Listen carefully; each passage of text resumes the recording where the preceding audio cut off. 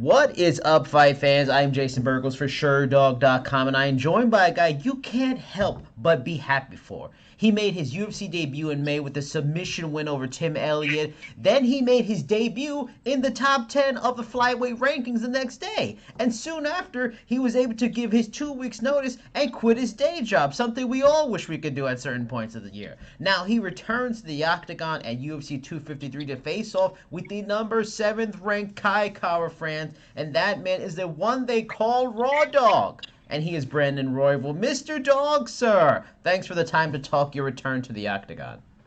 Thanks for the hype up, bro. I mean, like, damn. I mean, you've done a lot. You were LFA champ. You make the UFC debut short notice. You beat a guy, number 7. That's impressive stuff. You should clap. You smack yourself on the back. That's impressive stuff. I appreciate you, brother. Now, you really did have a whirlwind start to your UFC career, like I mentioned, which is kind of like a pandemic world, like kind of the new normal in terms of like UFC origin stories. Everybody's kind of having that same kind of situation like you are. However, you made the big splash. You beat Tim Elliott, who was a ranked guy at the time, jump into the rankings, all this stuff. How long did all of that take to like set in, coming from the LFA flyweight champ, like I mentioned, finishing him, which is still a big deal, and for a guy you told me when we talked before that fight you had been watching for years to finish him is crazy, and earn this ranking, in the biggest promotion in the world. Is it still kind of setting in, and it's still been a whirlwind that you're in this position so quickly that you are? Yeah, it really is, man. It's a big adjustment for me, and like it's weird because I don't know. I feel like I'm resting on my laurels because it's so weird when life was so hard before, and I don't know, man. I like looking back now because I don't wake up. I get sleep and like a full night's sleep. I do all this stuff and Yeah. I wake up so grateful every day, man. And like I can't believe I get a full night's sleep and then you wake up after a full night's sleep and I'm like, damn, bro, this is crazy. And like not only is it crazy, but it just feels like back before I was in the UFC, like 2 months ago or whatever, back 3 months ago, way back then before I was in the UFC, man, it was like I don't know, man. Like I felt like I had to earn training, I would go to work all day, I wouldn't sleep, and then like the highlight of my day is I get to go to training, and then I felt like I had to earn it, and now the fact that like it's I kind of earned it or whatever it is, that like I'm not working in it, I'm there. It just feels like I'm resting on my laurels a little bit because life was so hard a little bit ago, and like now it's just like it's not like it's just so much better, bro. And like I don't know, I feel like I had a hard path to the UFC, and I think I had a hard path like throughout my career. I went years without fights, man. I went years without like being able to book a fight, and then when I did book a fight, I was fighting at 35, and like I was walking around at 35, especially then, and like. Now that I'm here, man, I feel like I don't know, man. I feel like I'm not like that. Like I necessarily earned it, but like I feel like I'm more grateful than most of these people who had easy careers. Like some of these dudes that are like, especially in the fucking Contender Series, they're fighting bums, and then they go 6-0, and then they're like in the UFC, and they fight some dude who also fought bums, and then I'm like looking at these dudes. I fought fucking hard hitters my whole entire career, a bunch of studs, and then I'm watching them, and I'm like, these motherfuckers had the easiest route about it. They got 4 fights in a year, fought all dudes with losing records. Their record looks pretty, and then I'm over here fighting fucking Casey Kenny, Ricky Palacio, Nick Urso. Every fight I lost, these motherfuckers go to the UFC or Dana White's Contender Series, and I'm like, fuck, bro. And like I don't know, like I'm happy because I feel like I'm just way more grateful than some of these people, and I couldn't have done it without just people backing me. I got a cool sponsorship right after that fight. I'm rocking my shit right now, but my EAP glass, bro, they're local guys that like said that they've watched me for years, and they're like, well, if we could help you out, man, like of course. So I got called up right after my fight with Tim Allen the week after, and they're like, hey, we'll help you quit your full-time job, man. And so Ed Cyrus, EAP glass, I couldn't have done it without them, and I don't know, man. I'm just so happy and, like I said, just so grateful every day. And I'm so happy that I can go fucking have a fight, Kai Kara France, on a full fight camp. Like, you know what I'm saying? Full night's sleep. I'm not taking 2 weeks off, worried about, like, what's going to happen after this fight. Like, I'm just happy, bro. It's great. I'm so grateful for all this. Now, talk to me also about, that goes in the direction I was going to go to anyway, if how maybe life has changed on certain levels, stuff like that. Like, did your social media followers boom in the days after? Were there a lot of people trying to slip into the DMs to get to know you all of a sudden? Were there a lot of other people coming in with sponsorships and stuff like that? Did you have to kind of traverse sponsorships with your manager? Be like, okay, this is a good one. All right, this one, I don't know. Like did that different side, did the business side of MMA start maybe encroaching in more in your life and your career now that you're on this biggest stage, on national TV kind of thing, that in a way that it hadn't before? Yeah, right off the bat, man. I got, like I said, it was like one of those things where it's like, I don't know, like I had a couple people approach me for sponsorships. I had a couple people who were like, "Hey, if you take a picture with this, I'll pay you this." And like, I've never like, I was just so, like I said, it was just the greatest thing ever, man. I'm like Yeah. getting money off my Instagram, and I couldn't believe it. Wow. And like, it was just one of those things where I was like, I don't know, I don't know. It was one of those cool things, and like I still get it now. I had some, I have like some like it's cool. It's the coolest part about this all, and like I come from like the job I was working at a youth correctional facility with juveniles, and like Wow. the coolest part of it all is like I got out of the facility, and like these kids are getting out too, and like they're getting out, and like fuck, man, I like I can they can watch my progress, and like I Yeah. can watch them, you know what I'm saying, and like that there's a role when you work in that facility. There's no communication with the kids when they leave, and like it makes sense to a certain extent, but like Yeah. if you ever want to make a difference in someone's life, man, you're gonna want to kind of check up on them and stuff, and like Denver right now is like a weird time where there's a lot of gang violence, and like there's a lot of shootings and stuff that happen, and like I don't know, man, being able to check up on them, and like just being able to like, hey bro, I believe in you and all this stuff too. It's just like like I have kids messaging me, and then people messaging me too, bro, and like I got a message today just like, hey, I can't wait for after this fight to people to see your true potential. I've been watching you for years, and I'm like, damn, like people fucking like want me to win. It's weird, like I don't know. Yeah. It's weird when you're fucking fighting in front of like a couple hundred people, and then now I don't know, man. It's just such an adjustment period for me, Yeah. bro. And like I wake up and I look at messages I get, and like some of them are positive. I got a lot of like one dude's Twitter was dedicated to like hating on me and talking shit on me. Like I looked at his Twitter and it was like all shit talking, but like I get a couple of those, bro, but I get a lot of fucking love, man. And Yeah. I'm just like, it's so great, bro. And like, I just want it to be forever. I want this lifestyle to never end, you know?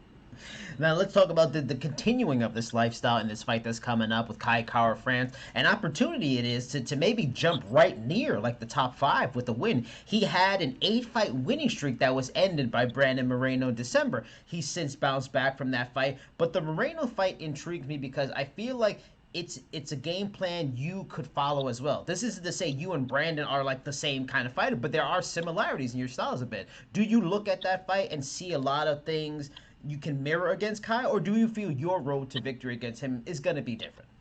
Fucking absolutely, bro. I feel like that's a great question, man. I like that question a lot, and I feel a lot of what I'm gonna do is a little bit based off what Brandon Moreno did a little bit in there. Not like mainly, but because me and him are like I'm a southpaw, he's a righty, but there's stuff I can copy and like just gain little information from. I know Kai's made adjustments. He's a great course, fighter yeah. from a great camp, and of course he's gonna make some adjustments, but there's a lot I could take away from him, and a lot I could take away from even like a Tyson Nam fight, and just his career, man. There's so much like he's been in the UFC for a minute, man, and there's a lot of film on him, and there's a lot I can study and learn off of his accomplishments, and then like the fights he lost too.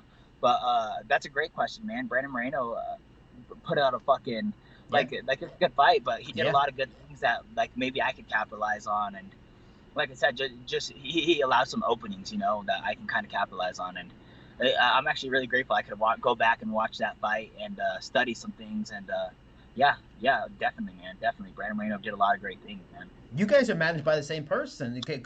Have you thought about, or have you said, Jason, Jason House, your manager, like, could you give me Brandon's number? I'd like to talk to him.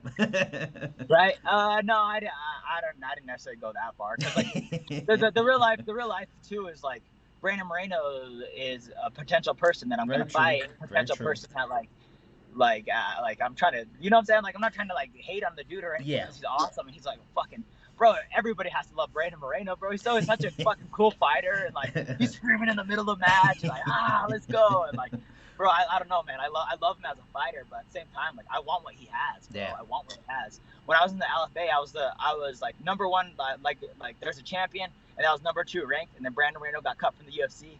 and then he fought the champion, and then he Yeah. got the title fight, and then I got fucking like put on the bar. Like, you know what I'm saying? Like, I'm not hating on the dude, but like, yeah, but like he's doing better than me. You know what I'm saying? Like, he's doing better things, and like I want what he has, and I can copy what he did and like learn from him, especially because he's a step ahead of me, and I can learn from him. But like I said, I want his lifestyle too, bro. Like I want like that's a potential fight. That's a fight I want. You know what I'm saying? Yeah, And I mean, but like we were talking about with Brandon Moreno, that possible blueprint. I mean, easier said than done. You know, yeah, Kai's obviously, only lost, one fight in his last 10, 5 of those being in the UFC. I don't want to call him, but I don't want to call him a points fighter, but he hasn't gotten any finishes in the UFC and hasn't. His last knockout was over 3 years ago. What makes his style difficult for a lot of opponents from what you've seen and scouted? Is it simply he's good defensively, frustrating in ways, or are there like specific things he does technically that are kind of unique to him? I like how he sets up the right hand, man. He stays active. His kickboxing and boxing is really good. Mm. Really technical. That being said, is I think it's very like ABC type kickboxing. You Huh, know, like okay. what I want my introduction class to look like. He's what I want everybody to look like in my class. Mm. But you need a little bit of style, a little bit of flash, a little bit of swagger. And I'm not saying he lacks that, because he definitely has some swagger. He does cool things, but like, I feel like I have a lot more flavor than him. You know what I'm saying? Like, I have a little bit of like more swagger to my style, more pep to my step. But you know what he does really well too is he, like, nobody can get him to the ground, bro. Like, Yep. dude has a fucking like 99% or 90% takedown defense, and Mark Del Rosa needs to get him to the ground to beat him. I can't think of any of the other fights he has, but like Tyson Nam, I don't know if he necessarily even won that Tyson Nam fight. I kind of gave it to Nam, but I don't know. That was a good fight. But I think the same thing with Nam is he just has a big bomb, and he's a little bit of an ABC kickboxer. You know, like, does everything correct, does everything good, but he doesn't have any flavor to him. You know, he doesn't have any swagger, and I don't know. Like, not trying to shit on the dude because he's good, man. But I feel like that's where I'm gonna strive. Is just I have a little bit more flavor, a little bit more swagger to my step, and like I said, he does so good in the UFC, but nobody can get him to the ground, and that's where he strives too. Now, You know? for this last question, and it's interesting too that you mentioned earlier, Brandon Moreno kind of jumped the line on you to get a title shot in the LFA, because a notable story a couple of weeks ago was Cody Garbrandt coming down to flyweight without any previous fights in the division and getting a title shot, despite being 1-3 in his last 4 fights in another division.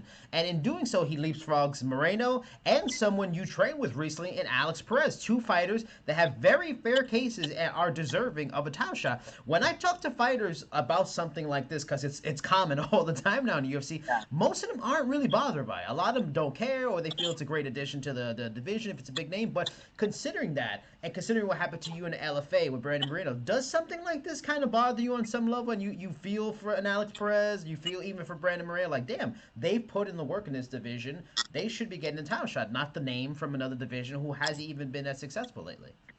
Yeah, no, I go both ways on that too, because I think Cody Garbrandt's a great addition to the flyweight division, man. I think Cody Garbrandt will do great in flyweight division, and I like that him and Davidson Figueroa are fighting each other first, because it's 2 guys that are gonna go bash each other's brains, and I'm actually like weirded out.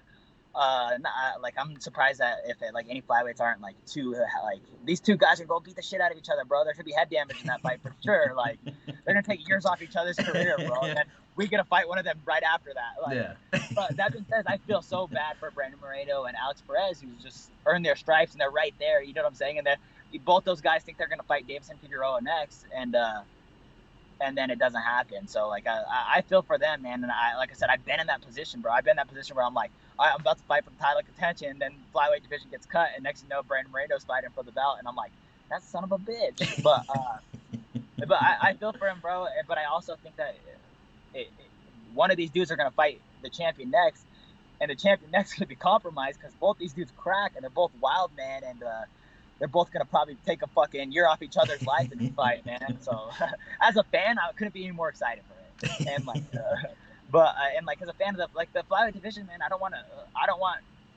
to get like, I don't want a flyweight division to get cut, bro. And like, Cody Garbrandt's such a great addition, bro. He's a money seller. He talks shit. He's funny. Like, he's a fucking wild man. And I don't know, bro. Like, he's a great addition, man. He's a great addition.